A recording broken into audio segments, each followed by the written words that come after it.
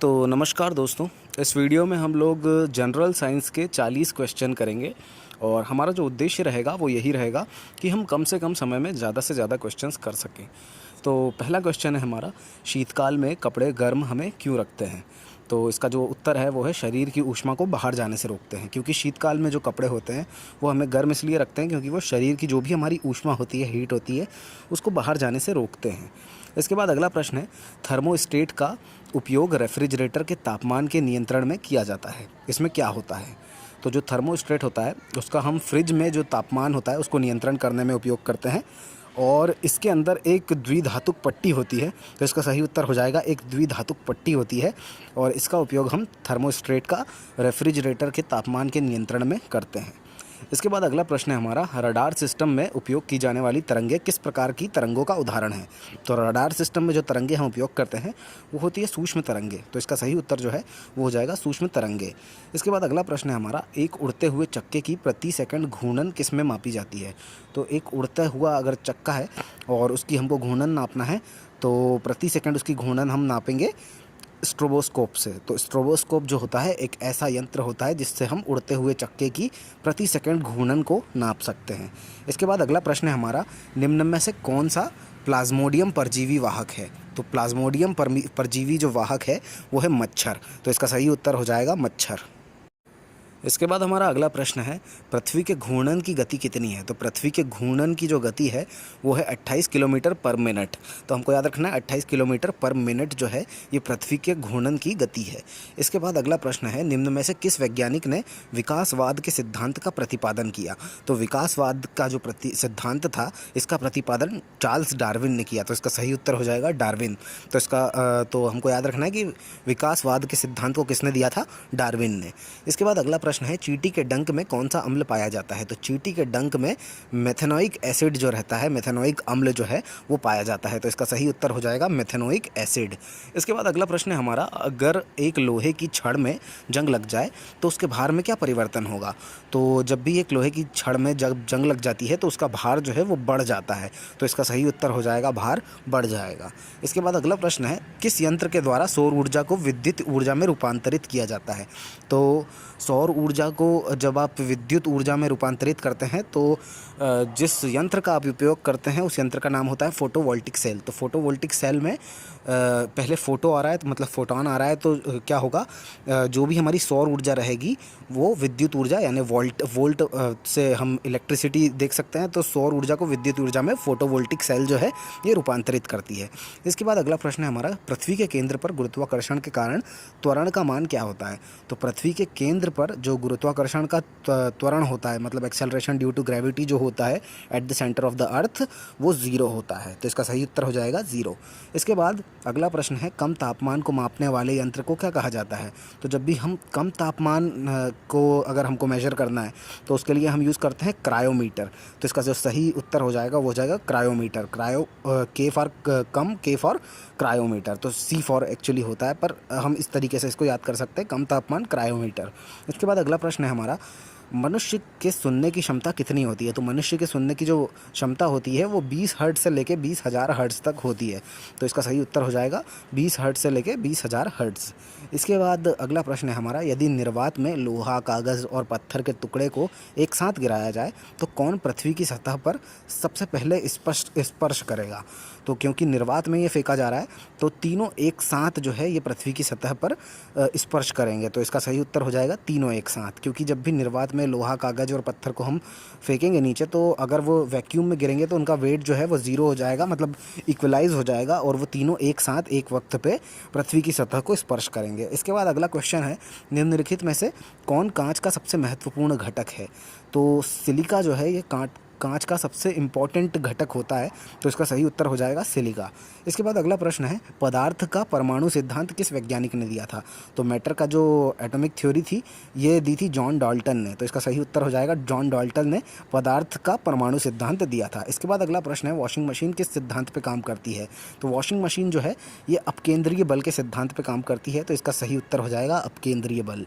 इसके बाद अगला क्वेश्चन है, आघूर्ण बल की एसआई इकाई क्या है? तो आघूर्ण बल की जो एसआई इकाई होती है वो होती है न्यूटन मीटर। तो इसका सही उत्तर हो जाएगा न्यूटन मीटर, क्योंकि न्यूटन मीटर ही आघूर्ण बल की एसआई इकाई होती है। इसके बाद अगला प्रश्न है हमारा, अस्थि मज्जा में रुधिर कणिकाओं के निर्माण को क्या कहा जाता है?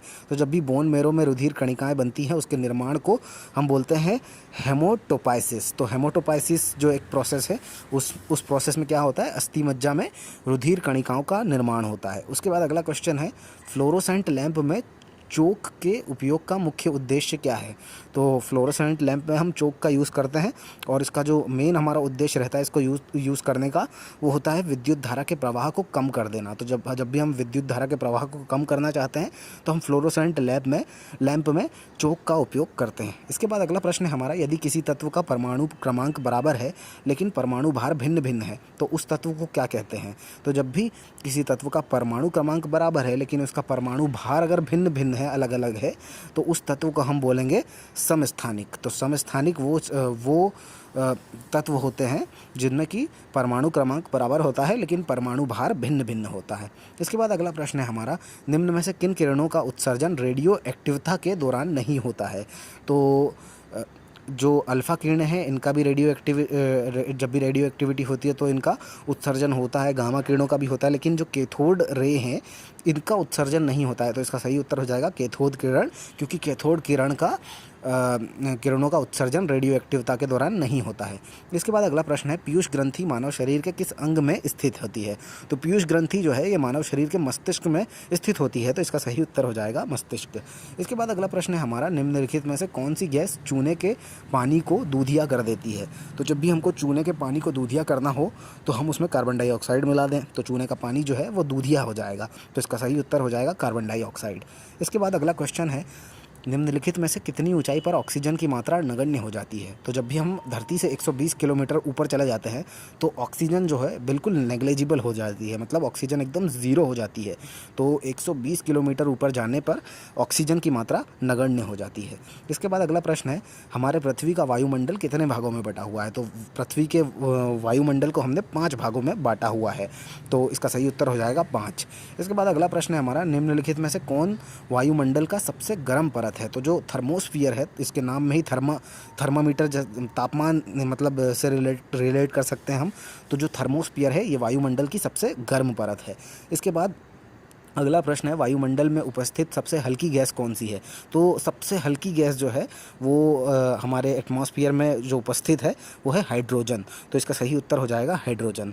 इसके बाद अगला प्रश्न है हमारा कि निम्नलिखित में से कौन दुनिया की सबसे जहरीली गैस है? तो दुनिया की सबसे जहरीली जो गैस है उसका नाम है जाइलाल ब्रोमाइड। तो जाइलाल ब्रोमाइड जो है ये दुनिया की सबसे जहरीली गैस है। इसके बाद अगला प्रश्न है हमारा, पृथ्वी की पपड़ी पर सबसे प्रचुर मात्रा में मौजूद दुर्लभ गैस कौन सी है? तो पृथ्वी की सतह पर अगर देखें तो सबसे प्रचुर मात्रा में मौजूद जो दुर्लभ गैस है उसका नाम है ऑर्गन, तो इसका सही उत्तर हो जाएगा ऑर्गन जो है वो ऐसी गैस है जो पृथ्वी की सतह पर सबसे प्रचुर मात्रा में उपलब्ध दुर्लभ गैस है। इसके बाद अगला प्रश्न है हमारा, निम्नलिखित में से कौन एक जैविक अम्ल है? तो जैविक अम्ल जो है वो ऑक्जेलिक एसिड होता है, तो ऑक्जेलिक एसिड एक जैविक अम्ल होता है, तो इसका सही उत्तर हो जाएगा ऑक्जेलिक एसिड।